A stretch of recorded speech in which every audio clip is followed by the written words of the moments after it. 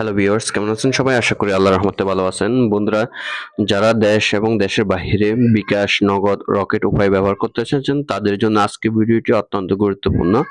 আপনারা একই ডিএনএস এর মাধ্যমে ৩ থেকে ৪ টা ইউজ করতে পারবেন। আগে আমরা ১ম ডিএনএস এর মাধ্যমে শুধু বিকাশ ব্যবহার করতে পারতাম। এখন আপনারা চাইলে আমাদের এই ডিএনএস এর মাধ্যমে বিকাশ, নগদ, রকেট উপায় ব্যবহার করতে পারবেন।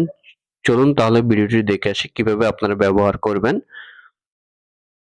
আপনারা যদি চান বিকাশ নগদ ব্যবহার করতে তাহলে আপনারা আমাদের হোয়াটসঅ্যাপে যোগাযোগ করবেন। এই নম্বর যেই নাম্বার হোয়াটসঅ্যাপ আছে ওই নাম্বারে আপনারা আমাদের সাথে যোগাযোগ করবেন। যোগাযোগ করার পর ঠিক আমরা এক কাস্টমারকে যেভাবে দিয়েছি আপনারা আগে পেমেন্ট করুন। পেমেন্ট করার পর ঠিক এরকম একটা লিঙ্ক দেওয়া হবে আপনাদেরকে। এই লিঙ্কটি আপনারা কপি করবেন। আপনি যদি অ্যান্ড্রয়েড ইউজার হয়ে থাকেন আর আইফোন ইউজার হয়ে থাকলে তার জন্য নতুন আরেকটা ভিডিও দেওয়া আছে। সেটার ডেসক্রিপশন বক্সে পেয়ে যাবেন। সেখান থেকে আপনারা দেখে নিয়ে সেটিং করে নিতে পারবেন। এটা অ্যান্ড্রয়েড ইউজারদের জন্য। এখান থেকে আপনারা সরাসরি চলে যাবেন সেটিং অপশনে। মোবাইলের যে সেটিং আছে সেখানে চলে আসবেন। আপনারা সেটিং অপশনে চলে আসবেন। আসার পরে নিচে দেখবেন মোর কানেকশন অপশন বা কানেকশন অপশনে ক্লিক করবেন। ক্লিক করার পর নিচে পেয়ে যাবেন প্রাইভেট ডিএনএস অপশন। এখানে ক্লিক করবেন আপনারা। যদি আপনারা না পান তাহলে উপরে সার্চ বাটনে লিখবেন ডিএনএস।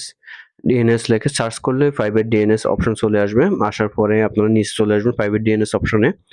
প্রাইভেট ডিএনএস অপশনে ক্লিক করবেন। ক্লিক করার পরে এখানে আপনাদের প্রাইভেট ডিএনএস অপশন থাকতে পারে বা ম্যানুয়াল অপশন থাকতে পারে। সেখানে আপনারা ক্লিক করবেন। ক্লিক করার পর আপনারা যে ডিএনএস সার্ভারটা কপি করেছেন সেটা এখানে পেস্ট করে দিবেন। এখানে বসায় দিবেন। বসায় দেওয়ার পর যেরকম আছে হুবহু ওইভাবে বসাতে হবে।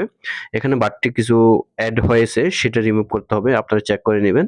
এখানে HTTPS এগুলো আপনারা রিমুভ করে দিবেন। 6G থেকে শুরু করে তারপর এখান থেকে আপনারা সেভ করে দিবেন। সেভ করে দিবেন। যদি অন্য কোনো সেট হয় এখানে সেভ করার পরে আর কিছুই করতে হবে না। এখন আপনারা সরাসরি চলে যাবেন বিকাশে। আমরা এখন বিকাশে যেয়ে চেক করব যে আমাদের আ ওপেন হয়েছে কিনা, ডিএনএস সেটিং হয়েছে কিনা সেটা চেক করব। এখন আমরা বিকাশ অ্যাপস লগইন করে দেখব আমাদের বিকাশটি কি লগইন হয়েছে কিনা। এখানে প্রাইভেসির জন্য এখানে মোবাইল নাম্বার পাসওয়ার্ড দেখাচ্ছে না, সেটা আপনারা বুঝে নেবেন। এখন দেখেন আমাদের এখানে বিকাশ লগইন হয়ে গেছে। আশা করি বন্ধুরা আপনারা বুঝতে পারছেন। ঠিক এইভাবে আপনারা চাইলে বিকাশ লগইন করে আপনারা ব্যবহার করতে পারবেন যেকোনো জায়গা।